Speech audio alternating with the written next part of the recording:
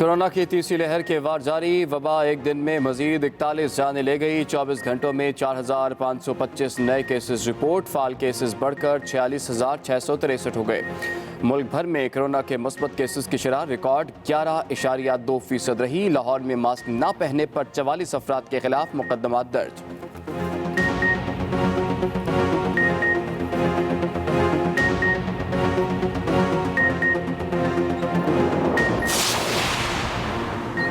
NCOC का 8% मुस्बत शरह वाले इलाकों में हर किस्म के इज्तिमात और तकरीबात पर फौरी पाबंदी। 5 अप्रैल से शादी के इंडोर और आउटडोर तकरीबात पर भी मुकम्मल पाबंदी होगी। शब बारात पर इस्लामाबाद के कब्रिस्तानों में अवामी इज्तिमा की इजाज़त नहीं।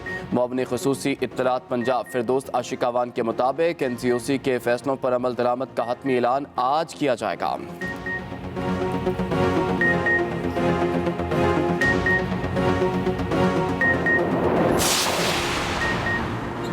वज़ीर-ए-आज़म इमरान खान ने मुकम्मल लॉकडाउन का इम्कान रद्द कर दिया। कौम से SOPs पर अमल दरामद करने की अपील। कहा, कारोबार और फैक्ट्रियां बंद कर सकते हैं, नामुकम्मल लॉकडाउन लगा सकते हैं। पहली 2 लहरों में एहतियाती तदाबीर के बायस बचे रहे। तीसरी लहर मोहलिक है। अवाम मास्क पहने, SOPs पर अमल करे। दुनिया में वैक्सीन की किल्लत हो चुकी है।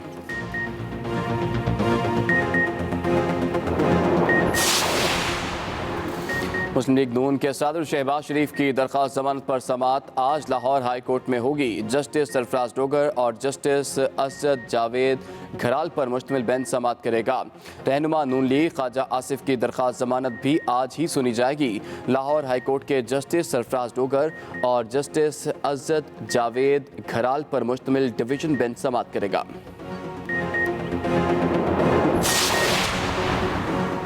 वज़ीर-ए-आज़म की तमाम बैंकों को कर्जों की फराहमी के लिए आसानियां पैदा करने की हिदायत। नया पाकिस्तान हाउसिंग स्कीम पर टेलीथॉन। वर्चुअल खिताब में इमरान खान ने कहा कि स्कीम से पहली बार तनख्वाहदार लोगों को अपना घर लेने का मौका मिलेगा।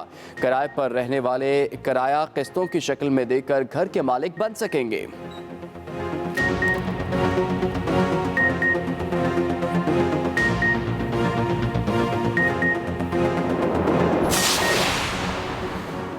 शहर अकायद में हवाओं का रुख तब्दील। गर्मी की शिद्दत में इजाफा। आज भी मौसम गर्म और मरतूब रहने का इम्कान। पारा 39 डिग्री सेंटीग्रेड तक पहुंचने का इम्कान। शाम तक समुद्री हवाएं बहाल होने से हीट वेव की सूरत हाल पैदा नहीं होगी।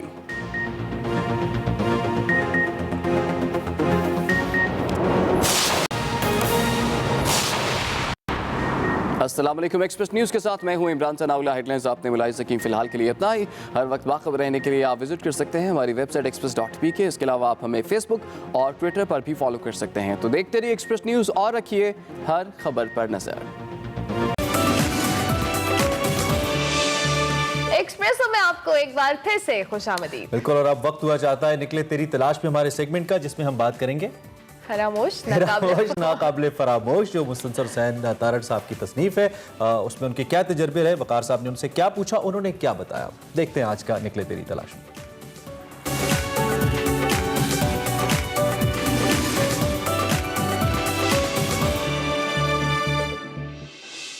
दिन को मैं ब्रांड करूं कि आज का दिन क्या था, तो ये पानी का, झरनों का और आबशारों का दिन था। हमने अपने रास्ते में इतनी ढेर सारी आबशारें देखी। बहुत ह्यूज नहीं थी, लेकिन छोटी छोटी आबशारें थी। और थ्रू आउट द ट्रैक जानवर बनी हुई है, मुसीबत है, थके हुए हैं, लेकिन आपके कानों में आबशारों की जो तरन्नम की आवाज़ है, ट्रिल रिल रिल और एक झनकार सी है, वो मुसलसल आ रही है। अस्सलाम वालेकुम नाज़रीन, मैं हूं वकार अहमद और आप देख रहे हैं निकले तेरी तलाश में। हमारी बातचीत जो है वो तारड़ साहब से उनकी किताब हिरामोश नाकाबिले फरामोश पर जारी है।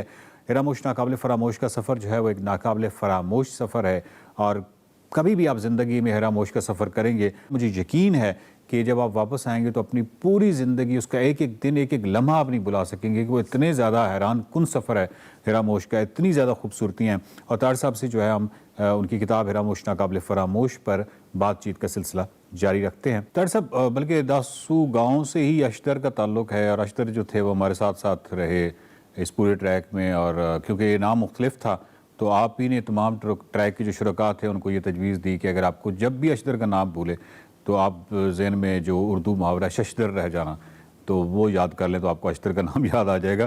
تو جب ہم آگے جو جیپ ٹریک تھا وہ خراب تھا یعنی داسو گاؤں سے آگے, اور اب ہم نے ٹریکنگ کرنی تھی, اور یہ ایک جس کو کہتے ہیں کہ ایک بالکل ایک سرپرائز تھا ہمارے لیے, کیونکہ یہ ایکسپیکٹڈ نہیں تھا.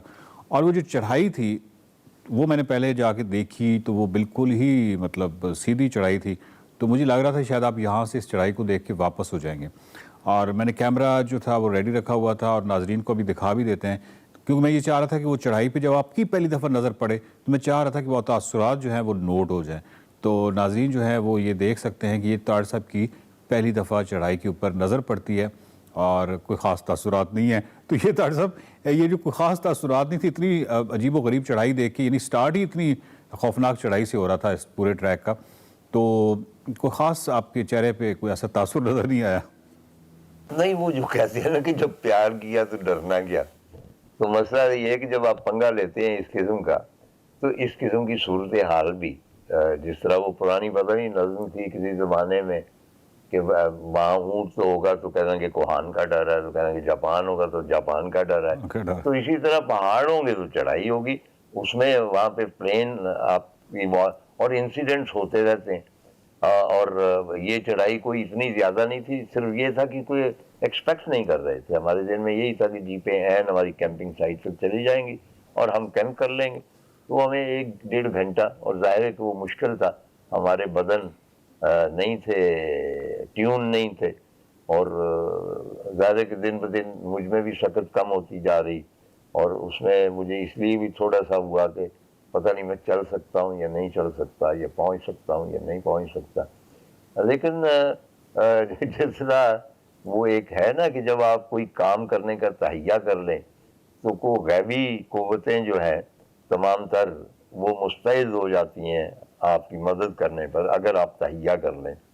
تو میرا خیال ہے کہ میں بھی جب تہیہ کیا کرتا تھا کہ جانا ہے حراموش جانا ہے یا فلاں جگہ پہنچنا ہے, تو پہاڑوں کے اندر جو پراسرار قوتیں ہوتی ہیں نا وہ میری مدد کو آتی. طاہر صاحب چڑھائی تو خیر بہت مشکل تھی, اور مجھے یاد ہے کہ بارش آ گئی تھی, طوفان, بہت تیز ہوا تھی سلپی سے پہلے, اور ایسی ہی کسی جگہ پہ میں نے ڈاکٹر احسن سے پوچھا تھا کہ کیسا ہے ٹریک تو بہت مشکل ہے, تو وہ ایک جگہ ہانپتے ہوئے انہوں نے کہا تھا کہ مجھے لگتا ہے کہ مجھے اپنی اماں کی خدمت میں میرے سے کوئی کوتاہی ہو گئی ہے, اور اس کہنے کا ان کا مطلب یہ تھا کہ شاید یہ اسی کوتاہی کی سزا ہے. یہ جو ٹریک تو مشکل تھا. سلپی جو کیمپنگ سائٹ ہے, جب ہم وہاں پہنچتے ہیں وہاں رات گزارتے ہیں, اور آپ کو یاد ہے کہ رات کو کتنی خوفناک لینڈ سلائڈنگ, مسلسل پوری رات بارش, گڑگڑاہٹ کی آواز, تو وہ سب کچھ آپ کو یاد ہے؟ نہیں, لیکن وہ خوبصورت رات تھی نا. اب یہ کیا ہوا, جس طرح ہم یہاں پہ سوتے ہیں ڈیفینس میں, اسی طرح کی ایک اور رات وہاں پہ آ جائے. اگر بارش ہوگی تو پہاڑوں کی بارش ہوگی, اور گڑگڑاہٹ ہوگی تو ہو سکتا ہے کہیں پودا نیچے گر رہا ہو, اور یہی تو ساری ایکسائٹمنٹ ہے.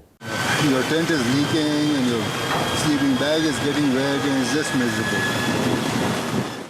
وہ پتہ نہیں کون سے ٹریک پہ ہم گئے, تو پہلے 1-2 دن اس میں کوئی خطرناکی نہیں تھی. تو فرزند علی ہمارے جو ٹریکر تھے مرحوم, کہنے لگے جی دفع کرو اس ٹریک. میں نے کہا کیا ہوا اتنی خوبصورت, کہنے لگے اس میں کوئی خطرناکی نہیں ہے, کہیں پھسلنے کا امکان نہیں ہے, کسی درار میں گر کر ہلاک ہونے کا امکان نہیں ہے, فوت ہونے کا کوئی نہیں, تو ایسی ٹریکنگ کو کیا کرنا ہے. تو جب تک اس قسم کی آمیزش نہ ہو خطرے کی, وہ لطف نہیں آتا. طاہر صاحب گجر صاحب کا کردار بہت ہی دلچسپ ہے. وہ گجر بھی ہیں, وہ اپنے آپ کو کاؤ بوائے بھی کہلاتے تھے. وہ ہیٹ صبح انہوں نے سلپی میں پہنا تھا صبح جب ہم ناشتہ کر رہے تھے, آپ کو یاد ہے؟ اور یہ آپ کے بڑے عزیز ترین دوست بھی ہیں, تھوڑا سا ان کے بارے میں بتائیے گا. گجر صاحب جو ہے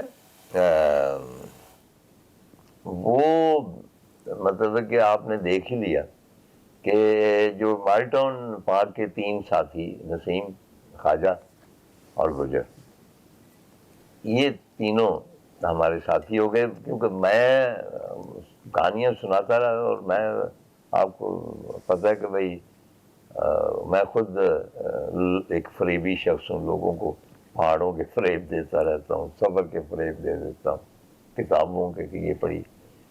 تو وہ ذرا مطلب میرے جھانسے میں آ گئے, تو انہوں نے بھی قصد کر لیا کہ ہم جائیں گے.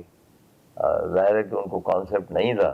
وہ پہلے دن جو چڑھائی تھی اس کے بعد انہوں نے تھوڑا سا مطلب کہا کہ بھائی ہمیں پتہ نہیں تھا کہ یہ یہاں پہ ہوگا، تو وہ انہوں نے ایک کاؤ بوائے ہیٹ ساتھ لے کے آئے تھے. میں نے کہا یہ کس لیے؟ کہنے کہ ہم گجر ہیں، تو گجر مینس کاؤ بوائے. ان کا خیال ہے کہ کاؤ بوائے جتنے بھی امریکہ کے ہیں وہ گجر ہیں، تو مجھے ہیٹ پہننا چاہیے. وہاں امریکہ سے لے کے آئے تھے، تو وہ بس ہیٹ پہن کے تھرو مطلب جتنے دن بھی ہمارے ساتھ چلے وہ ہیٹ پہن کے چلے گئے اور کہتے تھے کہ ہمیں کاؤ بوائے.